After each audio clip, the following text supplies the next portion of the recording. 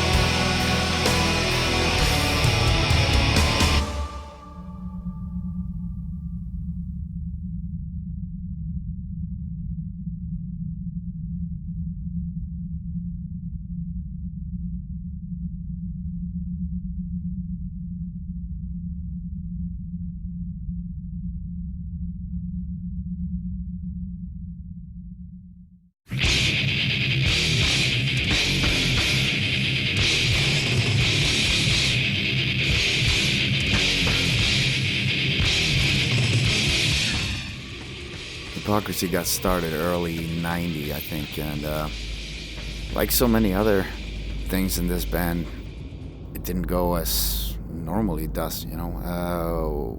We went kind of backwards, and we didn't have a video or an album, not even a band name, but at least we had one thing. We had a contract with Nuclear Blast. I moved up to Ludvika from Stockholm. I grew up in Stockholm, and a mutual friend told me that he knew this guy who recorded a demo, and that sounded awesome. But he wasn't happy with the vocal parts. This guy asked me if I could consider, putting on vocals on that demo, and I said, yeah, sure. I go down and listen to it. That's the first time I met Peter, and I didn't honestly expect very much at first, because I saw this tiny, skinny guy with long, greasy hair who had dark rings around the eyes that made Uncle Fester look almost normal. I think the first song I heard was Nightmare. Whoa, this is something different, and I was sold.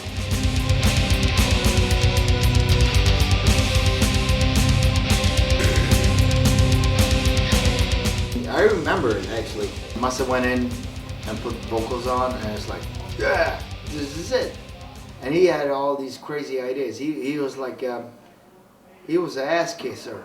Ass kicker. Sorry. Okay, cut.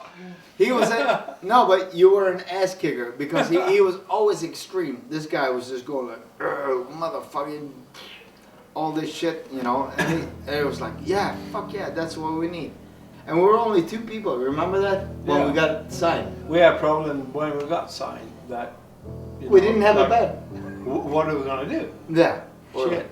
We didn't even have an album. Yeah, nothing. Or a name. And then you went like, Hypocrisy. I'm like, whoa, that's cool. And Hypocrisy it is. Yeah, and that's how it is.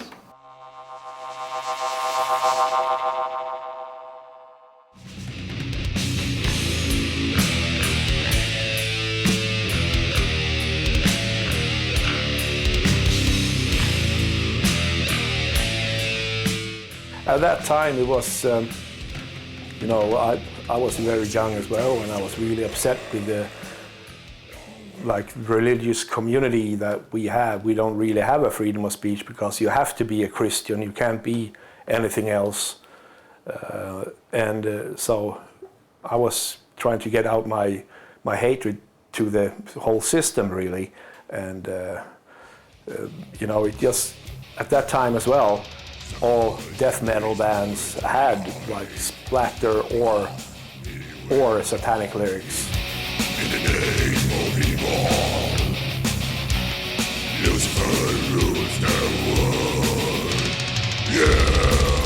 I made the logo at first, the first Hypocrisy logo, and I included the pentagram because it just fit in there so perfectly. So I didn't want to be like any other poster band, so we had to have satanic lyrics because we have a satanic symbol in the logo.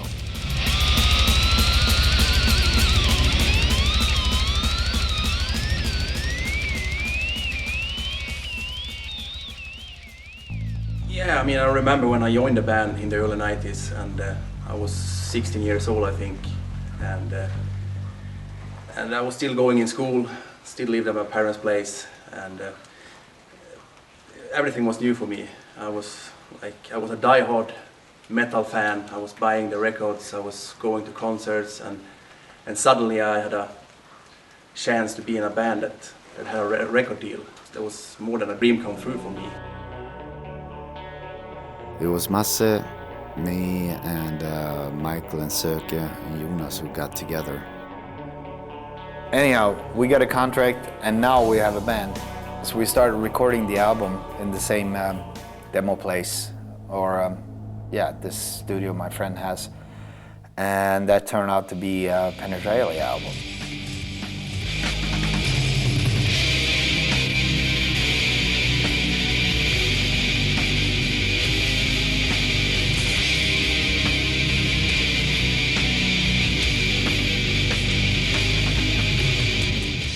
The demo tracks were already written by Peter, so I started writing, lyrics, and I could not write lyrics without having Michael Hedlund in front of me at my kitchen table.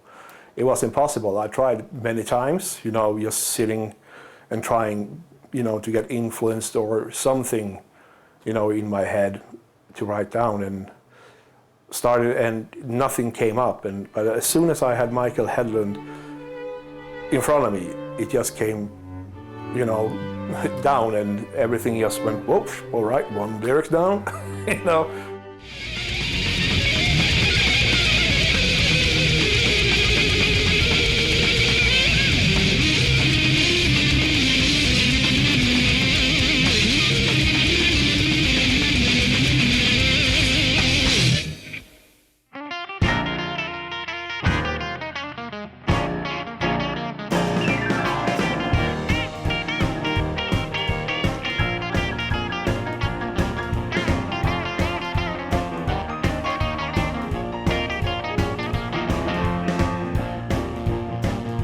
I started playing acoustic guitar when I was 7 or 8 years old, and I actually think I wrote my first song when I was 8 or 9 years old with the acoustic guitar, just going fring fring, And my neighbor that I should really thank for all feeding of all kinds of music, because he was 10 years older than me, and I was always hanging out with him.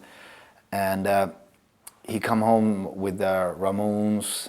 He was coming home with the Hurricanes. He was coming home with the Kiss albums. The first, I got the first Kiss album, '76, through him. And I was always there sitting, and he was playing the records, and I was just going, oh, cool, cool, So I got my input from him, really,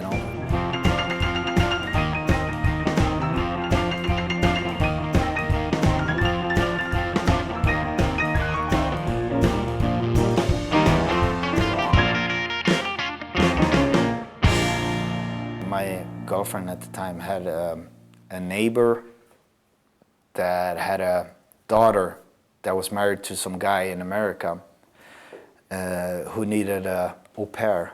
I was fortunate to actually go there with her, and I ended up staying there for 3 years. At the same time, when I got there in '88, the metal scene in Florida started blooming, with Deicide and Morbid Angel and Obituary and everything. It was just going like, and I was there at the time, and it was like, whoa.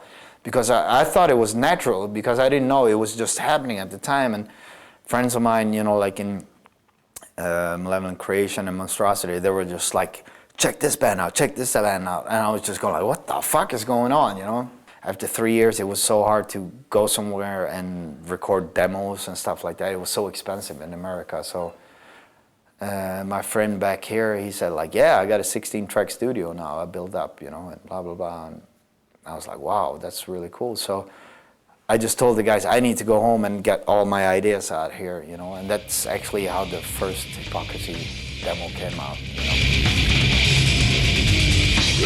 This is how Hypocrisy got started. Now we had a band, we had a video, we had a contract and an album. So in our world, all the needed ingredients to get in trouble.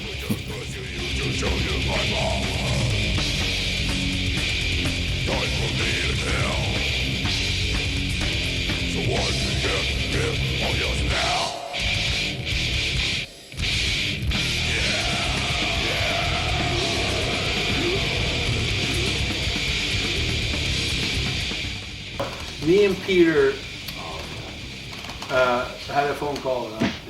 You know, you're gonna do this triple trash treat on Headbangers Ball. Yeah, but the problem was like before that they banned our Left to Rot. Yeah, the video. So they wanted, since I was talking to Vanessa so much. Yeah, they wanted to read the lyrics, and we rewrote the lyrics, kind of like, and it was so funny. Instead of slaughter, it would be like I love you or something like that. Try to pass the censor. So embarrassing, you know. But you know, like on the train there, we took the night train down to Copenhagen to meet Vanessa Warwick. We came to her hotel a little bit too early, so she was not ready. Me and Peter went up, just knocking on the door, and she opened this door, this heavy metal icon of Headbangers Ball, you know, with the long blonde hair. She opened without the extensions. And without the makeup. Without the makeup, and we were like, what? You know, can we speak?